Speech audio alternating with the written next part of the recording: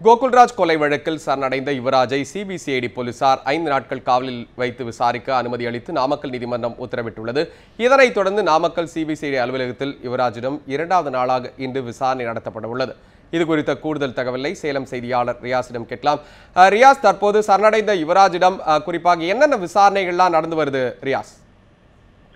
வணக்கம் ஜெபஸ்டின். அதாவது நேற்று முன்னிடம் சரணடைந்த யுவராஜ் நேற்று நீதிமன்றத்தில் ஆஜர்படுத்தப்பட்டு சிபிசிஐடி போலீசார் 5 நாள் விசாரணை நேற்று துவங்கின. 2ஆம் நாள் விசாரணை தற்போது துவங்கியுள்ளது. யுவராஜ் தொலைபேசியில் பல்வேறு வாட்ஸ்அப் ஆடியோக்கள் மற்றும் உயர் அதிகாரிகளுடன் பேசிய பல்வேறு வாட்ஸ்அப் ஆடியோக்களை வெளியிட்டிருந்தார். அது குறித்தான விசாரணையும் இன்று நடைபெறுவதாக சிபிசிஐடி வட்டாரங்கள் தெரிவிக்கின்றன.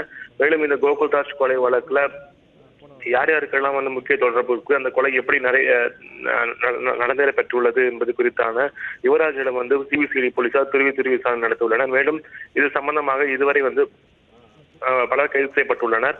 இந்த யுவராஜிடம் அதாவது முதல் கைது செய்யப்பட்ட போது 8 மணி நேரம் விசாரணை நடைபெற்றதா சொல்லப்பட்டு வருது. இதனைத் தொடர்ந்து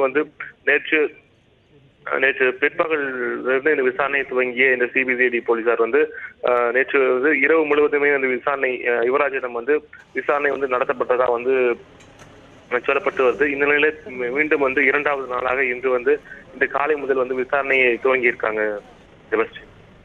யுவராஜ் ஒரு பக்கம் அதாவது யுவராஜுடைய வழக்கு மற்றொரு பக்கம் விசாரித்துக் கொண்டிருக்க இந்த நேரத்தில் விஷ்ணுபிரியா தற்கொலை வழக்குல யாராவது கைது செய்யப்பட்டிருக்காங்களா ரியாஸ்?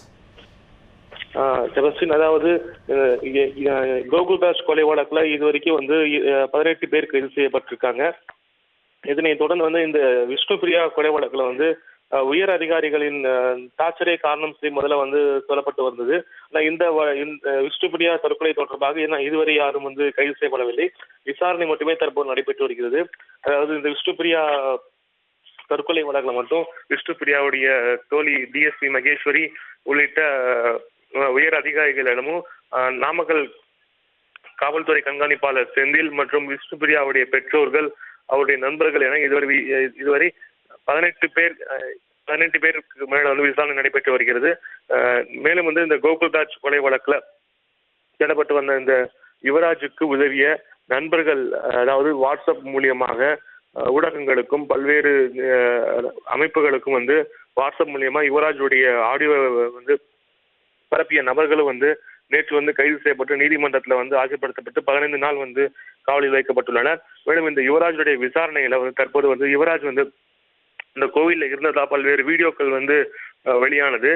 மேலும் இந்த யுவராஜை இந்த கோவிலுக்கு அழைத்து சென்று நேரில் விசாரணை நடைபெற உள்ளதாகவும், மேலும் ரயில்வே தண்டவாளத்தில் கோகுல்ராஜ் சடலமாக கிடந்தார், அந்த இடத்திற்கும் அழைத்து சென்று யுவராஜிடம் விசாரணை நடத்தவும் திட்டமிட்டுள்ளனர்.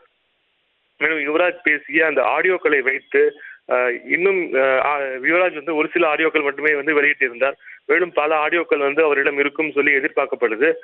அந்த ஆடியோக்கள் குறித்து இந்த விசாரணையும் நடைபெறும். தகவல்களுக்கு மிக்க நன்றி ரியாஸ்.